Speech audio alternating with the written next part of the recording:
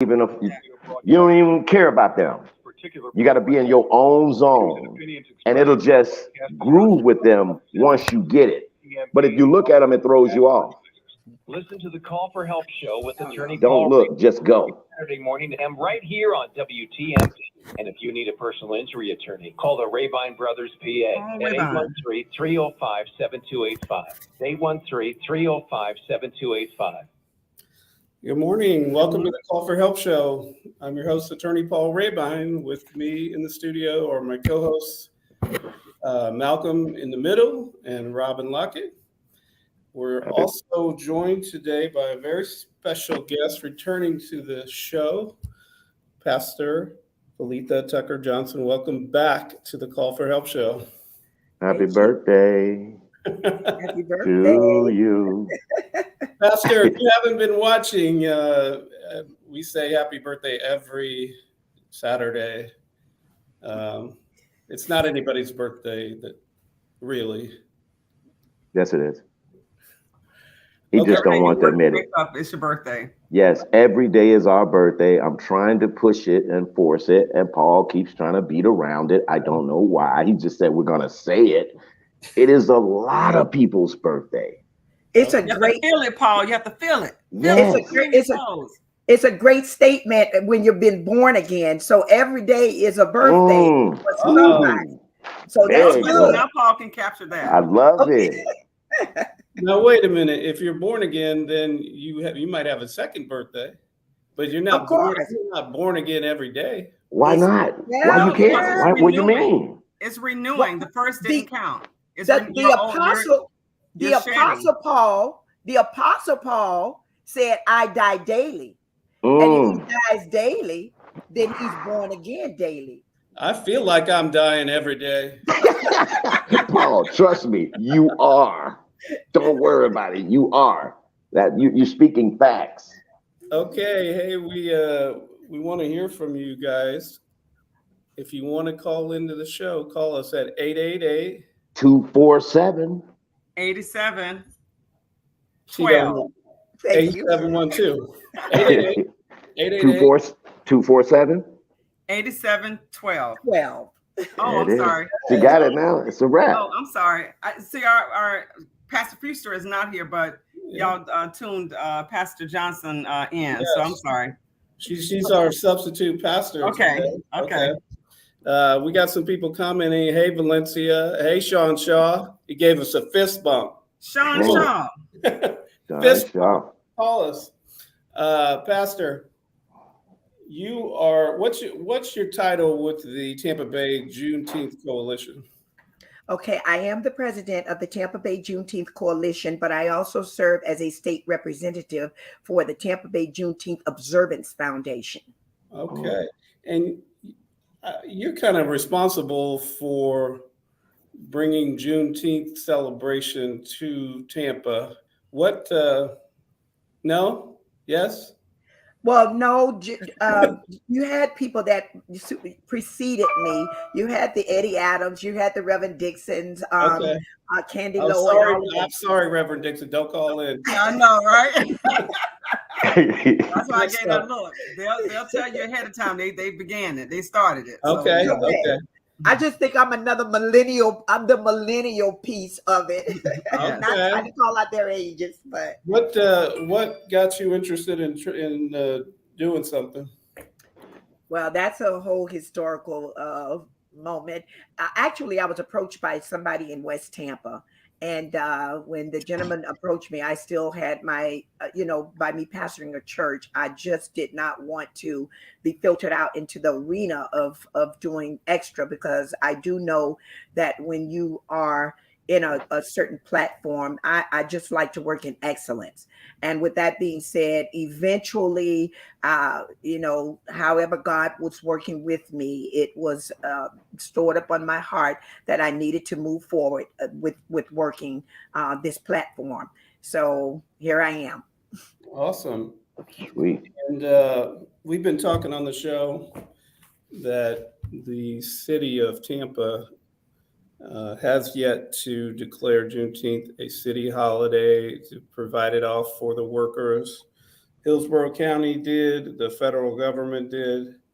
The city council's been talking about it.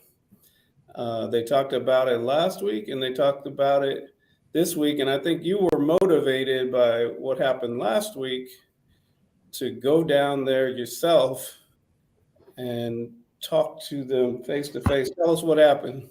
So can I say something before Pastor Johnson starts? So let's be clear. City Council wasn't talking about it. It was Orlando Councilman Goose that presented it, right? Okay. And yes. So yeah. And it should be right. I'm sorry. Yeah, he brought it up like, hey, we should make this correct. Okay. Correct. Yes, and I appreciate that, Robin, because it really, I think what really got me, and I was very disturbed at the end, well, how that actually, this is what happened. Orlando Goods brought up Juneteenth, and he wanted to know, the question was asked, why is it that we do not have this as a city holiday? It was disturbance in his spirit. When he asked the question, he polled everybody on the council and he asked each one of them their stance after he took his stance that he, felt like it should be a city holiday. And then the chief, I think it was Chief Bennett, was his name, from the mayor's office. He came and he spoke, and there were some things that were noted that was said as to they wanted to make another holiday be a floating holiday instead of Juneteenth. There were things about why that actually pumped me in my spirit to want to go down to the city council and talk. And one of the things that disturbed me was the fact that he brought up the amount of money that it would cost to even have a holiday anywhere. And it costs billions of dollars and all of that. And then my whole thing went to, why is it that we always have to put money and make it a negative when it comes to something dealing with the African-American community? I didn't feel like that, number one, was an insult to injury for me. When I think about when the enslaved were actually freed, there were no reparations. Reparations went to the slave owners. And it was just disturbing. That was one of the things that disturbed me. Another thing that disturbed me is that when we talk about making it a federal holiday, when we talk about making it, a holiday in Hillsborough County, and all of the people who are jumping on board with this, my thing is, okay, why wouldn't we make it a holiday when you're talking about a group of people who have been enslaved and all they're asking you is to celebrate their freedom? It's like, what did King say? If one person is still enslaved, we're all enslaved. When do we ever respect what we've done? Actually acknowledge what we've done wrong and respect the party who's been wronged. So I was just a lot of things that was said in that whole meeting, and I would ask that everybody go back and review it. It was just a lot of things that just touched me in a different way, very negative, that prompted me to come and say what I needed to say yesterday or day before yesterday. Yeah. So what happened? You went down there. You brought the Miss Juneteenth winners with you. I brought the Miss Juneteenth winners with me because they serve as ambassadors and for Juneteenth. They are the spokespersons for Juneteenth. I didn't let them speak yesterday because we just had our pageant just recently, and I wanted to role model what they will be doing as we move forward, because we are trying to educate, and we're trying to educate our young people in knowing that, hey, if you don't take a stance for something, you will fall for anything. And we know that every fight is not our fight, but if this is the crown you're going to wear, then you're going to need to know what you need to bear. So this is where we were with that, taking that stance. Well, Pastor, not only are you educating the young, you need to educate some old here, because you need to educate me a little bit here on the Juneteenth, because that just shows how distracted we are as a whole. Because here I am, and I try to stay on top of things like that, but obviously I never got the clear definition of what Juneteenth actually was, and what was it? Were we trying to get out of it? Because for me, when you said reparations, I thought we were trying to finally get that, and that date represented that, and we were moving forward for something like that from what obviously we never had. And for me, let me clarify, for me, reparation, just give me a paid college through law school and we good. Just do that for me from A to Z and we good. You don't owe me nothing. I'll take it from there. So just that for me, I don't have to have the money. Give me that education right there and I don't have to pay that back. And here I come like a locomotive. And that's a promise. I love that. That might be the next stance I take on what reparations need to look like. I actually like that. That was a great idea. Give it to us in education and we take it to the next level. And if we don't, it's on us. You give me a paid law school, I guarantee you're gonna see a top-notch trial attorney coming out of there like a beast, a lion. They won't do that because then that, yeah. I know they won't. That's more dangerous than giving you the money. They'd be better giving the money than to give you that education, because once they give you that, you can't take it back. You take that money, you lose that, gambling, whatever you do. That education, that's a wrap. If you're on the right page. I think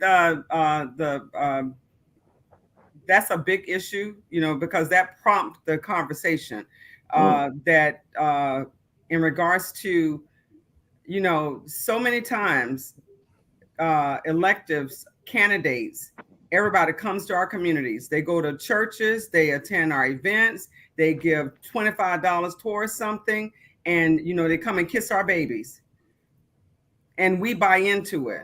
And I say this all the time, we buy into it. But when they're sitting up on that dais, I can never say that. Dais. When they're sitting up on that, and they're as good as their last vote, because they go up there and they vote for something, or they don't support something that really makes an impact on our community. That's the biggest thing. We have to get away from. I always tell people, you're not a friend, you're not a foe. You're as good as your last vote. And that was very powerful. And I do want to thank you for coming behind us on that day, because one of the things that you did you did point out, and that was my concern and why I addressed Councilman Citro the way I did, because every council member, Attorney Rebein, every council member that was sitting on that dais that day, every last one of them took a stance for making Juneteenth a city holiday, except for Councilman Joe Citro. And that kind of disturbed me, because even if you are for the city holiday and you can't verbalize it, that makes one wonder. So with that being said, I also wanted to know the protocol for how, after someone speaks, such as myself, I could not understand why he didn't come back and respond after I addressed him about not taking the stance the previous week. So you got up and called him out? Well, I mean, if you want to use that term, I guess so. I just really wanted to know why. At some point you have to ask people, well, what is your stance? And still there was silence. And it's not just Councilman Citro, because the mayor's office was there refuting it. That's how the conversation began, right? So raising the flag is not enough. Correct. Being involved in that 2-hour event is not enough. When it's time to come and present something, and the question was, or the answer was, we polled thousands of union people, and we gave them the opportunity to, they didn't want it to be they talked about contracts. They talked about using the word thousands of union people. They didn't want it as a floating, a standard holiday. They wanted it as a floating holiday. I'd like to know what the language of the poll was. Was it, do you want Juneteenth or a floating holiday? Or was it, do you want Juneteenth off? I guarantee you, if you give people the option of, do you want Juneteenth off? Who's going to say no to that? Paid? Nobody. They made a comparison about Martin Luther King, how workers have to work and clean up after. They throw a lot of stuff in there, because I didn't understand. I was like, what does Martin Luther King parade or whatever have to do with it. So if you're off, you won't be working. So evidently those people that help clean up the parade are volunteering or voluntold to clean up after the parade, and they get another day off. So I didn't understand that part. Maybe they get like time and a half for working that Yeah, day. they just get paid more. Obviously, definitely. Correct. But I get you, Pastor, because these people do come to events. I'm sure they came to Juneteenth stuff, took pictures. Of course. It's kind of disturbing, and I think a whole lot of the things that Robin is talking about is a distraction. It's a distraction of our purpose. Even when I can think about Black history and us putting, teaching Black history, and we get into the critical race theory, every time there is something about the truth coming out regarding people of color, there is always a distraction that they add. For Black history, we started off, okay, we want to try to educate in the truth. We want to educate it. Oh no, we're going to now bring in diversity. It needs to be culturally diverse. There is not every time, but nobody says anything about Hispanic month, or they don't say anything about anything else. Anybody, if you just sit and you notice, you can. They embrace it. They just don't embrace it. They don't embrace our culture, and it's so evident. Yeah, everything's an issue. Even with critical race theory, I bought into it until I heard Sean talk about it, and when he pointed out that was just a total distraction and broke it down, how it was a distraction, I said, you know what, it is. These people, they don't teach that in the schools anyhow. We get, even with our Black History Month, we get the and it's a joke, but it's so serious, right? Yes. They focus on it for 1 month, and it's the shortest month. That is so disrespectful. That's pretty funny. And you probably didn't notice, by me being an educator, you probably didn't even notice that not only is it the shortest month, when they started with their testing, all of the FSAs and all of that prior to me getting out, guess where they put it? In the month of February. So then that was a distraction, because they turned around and said, oh, we can't do all of the Black history stuff because they need to be focused on tests. So you have to be very keen as to how the distractions come about, and you have to keep pressing and keep pushing until we can finally get someone to say, I respect your culture. Yeah. So where did it end up? Are we doing this or not in the city of Tampa? Well, it's supposed to go to the mayor's desk, and from my understanding, that decision has not yet been made. But I do know that it was agreed upon with the city council. So we're just waiting to hear from the mayor at this point. So what actually bring it back to council, to create it? I can verify that. I think they're supposed to, because when I was sitting next to Akoe, I think that's her name, I wasn't sure whether it was passed, and she said no, it was talked about and it was agreed upon with council, but they have to bring it back to city council. And I guess it may be from the mayor's office to city council for city council to vote on and approve. I don't know, but there's another step before the approval. Well, Pastor, what do we accomplish behind this other than just a holiday? I mean, what is our goal behind this? Is there something that for Juneteenth we're trying to make happen, universally, or I don't understand. What is the deal with Juneteenth? Educate me. I'm going to tell you one word, respect. Okay. Respect. Because we have been, we are a people that I'm going to tell you, we're just not respected. That's just the bottom line. We're not. So we're trying to get paid. So we're trying to get paid now. We're trying to, well, yes, that's part of it. We're trying to get justice. We're trying to right what was wrong. And then so we're presenting a platform of what that needs to look like. This is the reason for our so-called grandmother of Juneteenth, who walked so many miles in order to give us, to bring acknowledgement up to what we're trying to do. I often hear, I'm often hearing about the negative of they're Black Lives Matter. They're just every organization that pops up, it's always something negative. about what the way we walk and the way we present ourselves. But the bottom line is how are we going to be heard? We can present ourselves positive. We can present ourselves, according to them, negative. We can present ourselves any kind of way we want to present ourselves, and it's always going to be a negative light. With Dr. King, what did they do? He was negative, even though he was positive. They killed him. With Malcolm X, okay, he's negative. They're definitely going to get rid of him. And they took the two of them, and it takes all of us, no matter what how you're going to present it, we're all for the same cause. But what do we need to do to make you listen, to make you hear us?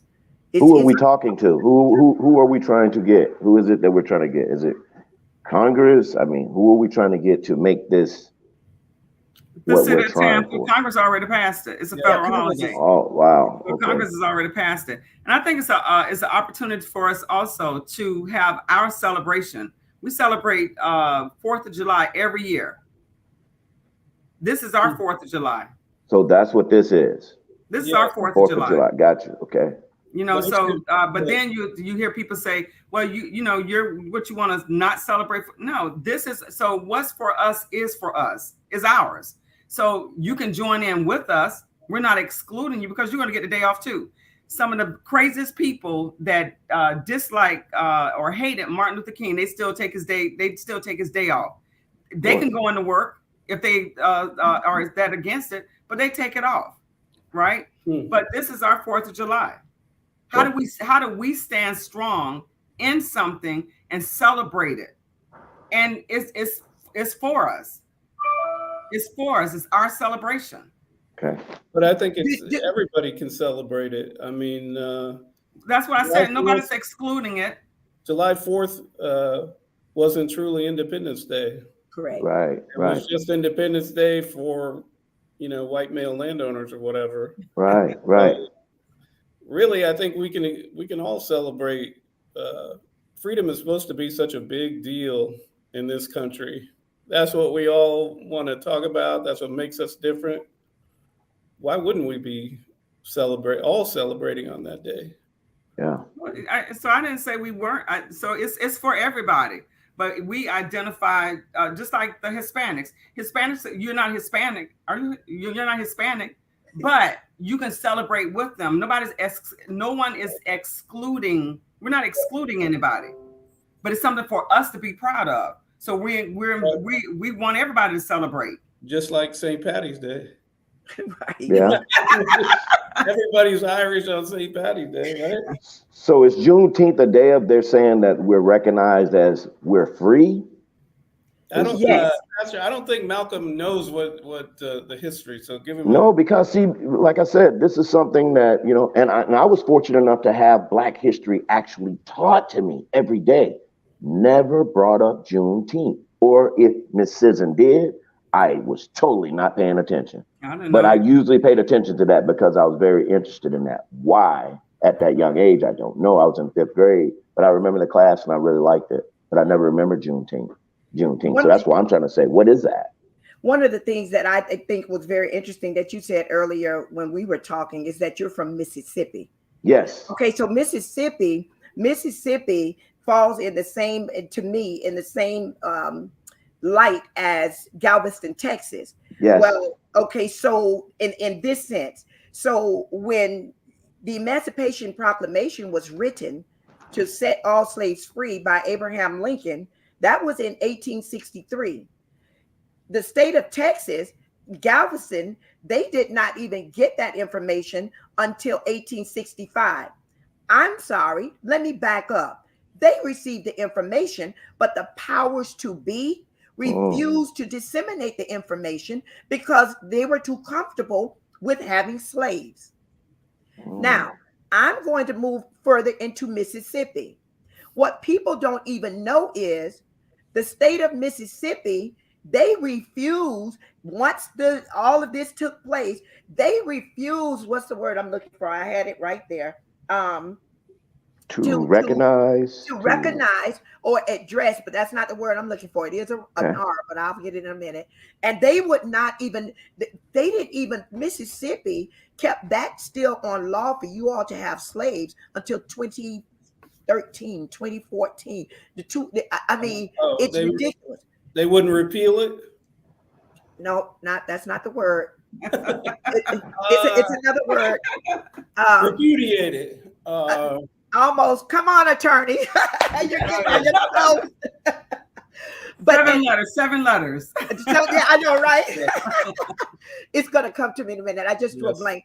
But the word I'm looking for, what they would have had to have done is they would have had to vote to agree to make sure that that state passed that, and they didn't. So technically, and somebody way back in 20 something caught it.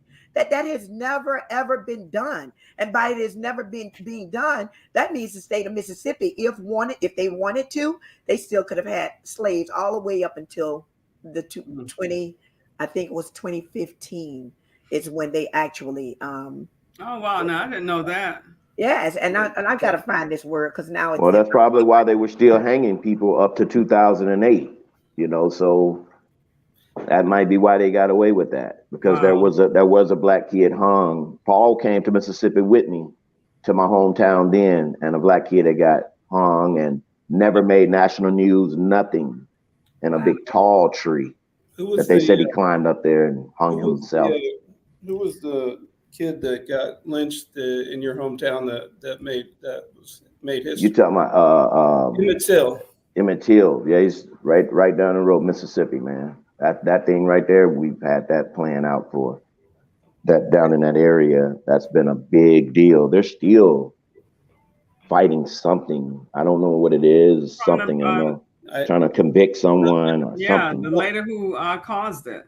I hear music going in the background. I think somebody's trying to shut us down. But bottom line, City of Tampa, come on now.